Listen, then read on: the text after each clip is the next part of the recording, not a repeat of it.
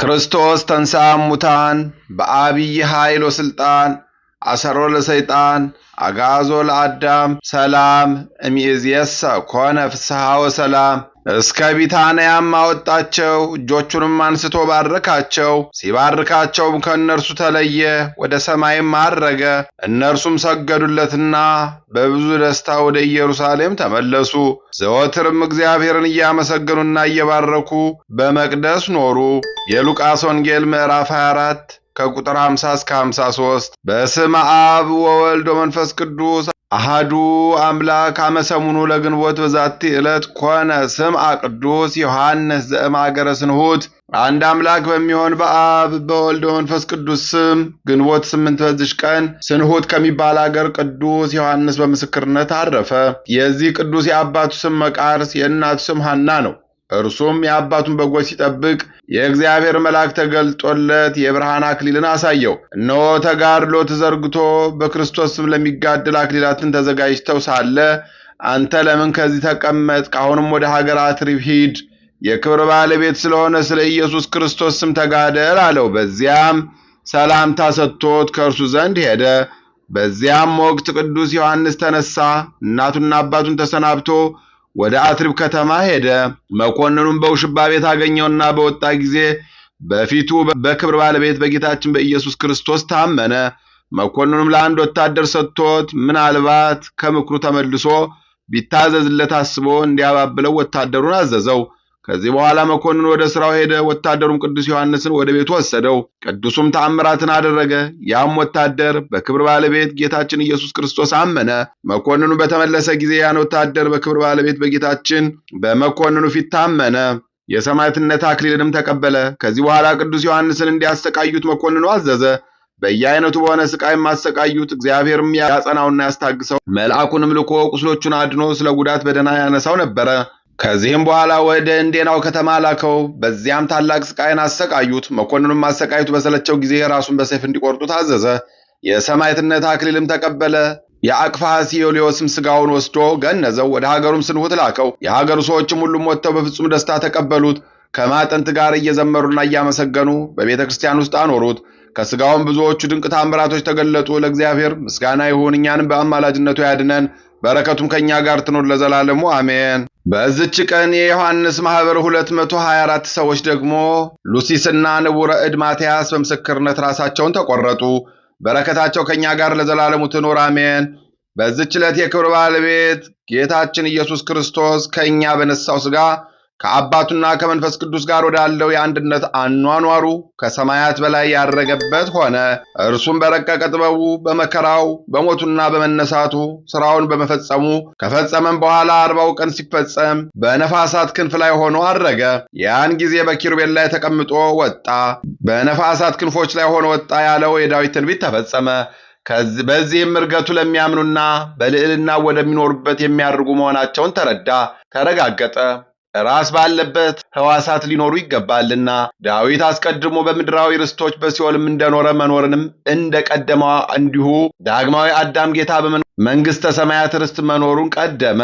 የክብር ባለቤት ጌታችን ኢየሱስ ክርስቶስም እርገቱን ከትንሣኤው አከታትሎ ወዲያውኑ አላደረገም። መናፍቃን እርገቱ ምትሃት ናት ብለው እንዳያስቡ ጌታችንም በረቀቀ ጥበቡ ደቀ መዛሙርቱን ተሸብረው የነበረ ልቦናቸውን እያጽናና መነሳቱን እያስረዳ ከትንሣኤው በኋላ 40 ቀን ኖረ። በጌታችንም እርገት የዳንኤል ትንቢት ተፈጸመ። እንዲህ የሚል ሌሊት በራእይ አየሁ፣ እነሆ ታላቅ እንደ ሰው ልጅ የሆነ መጣ፣ ዘመናት ወደሚያስረጃቸውም ደረሰ። ከፊቱም አቀረቡት። የዘላለም አገዛዝ፣ ጌትነት፣ መንግሥት፣ የዘላለም ሥልጣን ተሰጠው። ሕዝቡና አሕዛብ ሁሉ መንደረው የሚኖሩትን ነገዱም ነገሥታቱም ሁሉ ይገዙለታል። አገዛዙም የዘላለም አገዛዝ ነው። መንግሥቱም የማያልፍ የማይጠፋ ነዋሪ ነው። ለእርሱ ምስጋና ይሁን ከቸር አባቱ ሕይወት ከሆነ ከመንፈስ ቅዱስም ጋር ለዘላለሙ አሜን። በዚህች ዕለት የአስቄጥስ ገዳም አበምኔት አባ ዳንኤል አረፈ። ይህም ቅዱስ እውነተኛ ንጹሕ ፍጹም ነው። ዜናውን በሁሉ ቦታ በተሰማ ጊዜ ሹመት ያላት አንስጣስያ የመኳንንቶቹን ልብስ ለብሳ ወደ እርሱ መጥታ ከእርሱ መነኮሰች። በእርሱም አቅራቢያ 28 ዓመት በባት ውስጥ ኖረች። እርሷ ሴት እንደሆነች ማንም አላወቀም። ይህ ቅዱስ ስሙ አውሎጊስ የሚባለው ሰው አየው። ይህም አውሎጊስ የወፍጮ ድንጋይ እየወቀረ ለግርሽ እየሸጠ ሁልጊዜ በመጠኑ እየተመገበ ድሆችንና ጦማዳሪዎችንም ይመግባቸዋል። የተረፈውንም ፍርፋሪ ለውሾች ይጥላል፣ ለነገ ብሎ ምንም አያሳድርም። አባ ዳንኤልም ይህን መልካም ሥራውን አይቶ በእርሱ ደስ አለው፣ እጅግም አማረው። ለአውሎጊስም የዚህን ዓለም ብልጽግና እንዲሰጠውና ለድሆች የሚመጸውተው እንዲጨምርለት ወደ እግዚአብሔር ለመነ። ለአውሎጊስም ዋስ ሆነው የሚዋቀረውንም ደንጊያ ሲፈነቅል በሸክላ ዕቃ የተደፈነ ወርቅን አገኘ።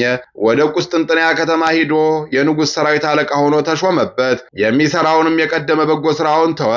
አባ ዳንኤልም ስለ እርሱ ሰምቶ ወደ እርሱ በሄደ ጊዜ የንጉሥ ሠራዊት አለቃ ሆኖ በፈረስ ላይ ተቀምጦ ብዙ ሠራዊት አጅቦት እርሱም በትዕቢት ተመልቶ የቀድሞ በጎ ሥራውን ለድሃ መመጽወቱን ትቶ አገኘው። አባ ዳንኤልም አይቶ አዘነ፣ ስለ እርሱም በመለመኑ ተጸጸተ።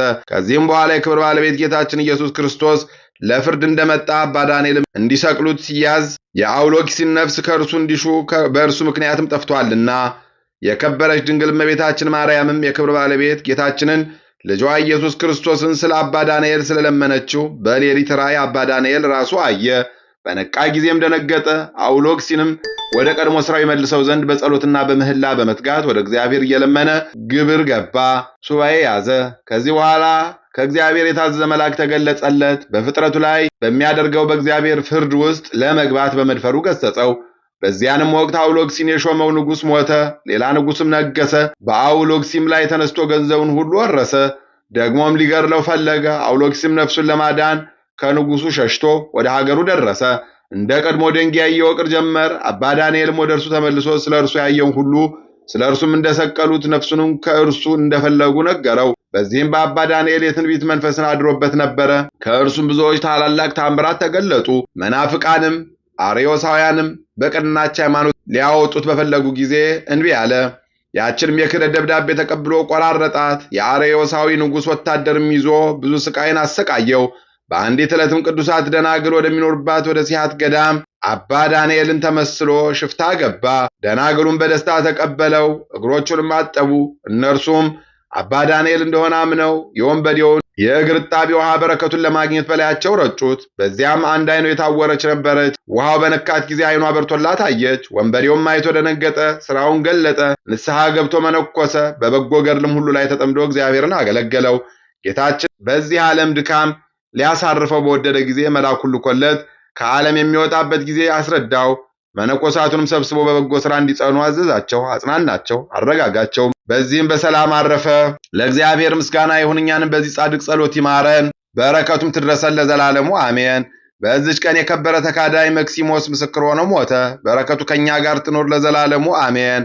አንድ አምላክ በሚሆን በአብ በወልድ በመንፈስ ቅዱስ ስም ግንቦት 9 በዚች ቀን የጻድቅ ንጉሥ ቆስጠንጢኖስ እናት ቅድስት እሌኒ አረፈች። ምስጋና ይሁን ለአብ ለወልድ ለመንፈስ ቅዱስ አንድ አምላክ በሚሆን ዛሬም ዘወትርም ለዘላለሙ አሜን።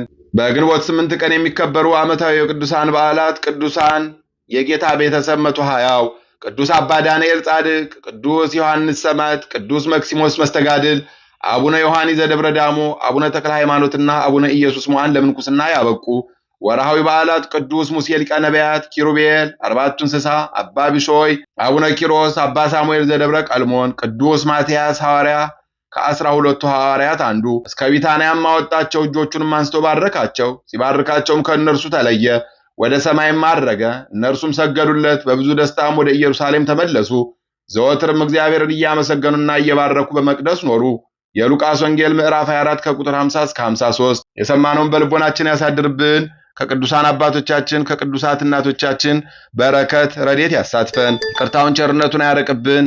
ለብርሃነ ትንሣኤው ያደረሰን አምላክ ለብርሃነ ዕርገቱ በሰላም ያድርሰን። ከቅዱሳን ሐዋርያት በረከት ረድኤት ይክፈለን። ይቅርታውን ቸርነቱን ያርቅብን። የሰላም አምላክ ሰላሙን ይስጠን እንበል። አቡነ ዘበሰማያት ይትቀደስ ስምከ ትምጻእ መንግሥትከ ወይኩን ፈቃድከ ኢየሱስ ክርስቶስ ከመ ይስረይ ለነ ኃጣውኢነ ተማኅፀነ ብከ ለእግዚአብሔር አብይ ኦ እግዚእ ኢየሱስ ክርስቶስ ስራይ ኃጢአቴ ወኃጢአተ ኩሉ ሕዝብከ ማእሰረ ኃጢአት እግዚአብሔር ይፍታ። እግዚአብሔር ይባርክ። ሰላም ያሳደረ ሰላም ያዋለን፣ ሰላም ያዋለ ሰላም ያሳድረን። ይቆየን።